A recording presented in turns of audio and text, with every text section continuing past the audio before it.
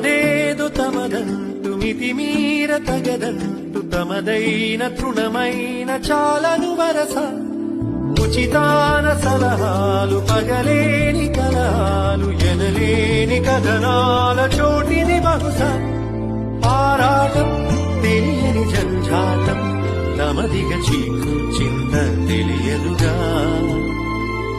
సాగింది తీరు మత సగటుల చుట్టూ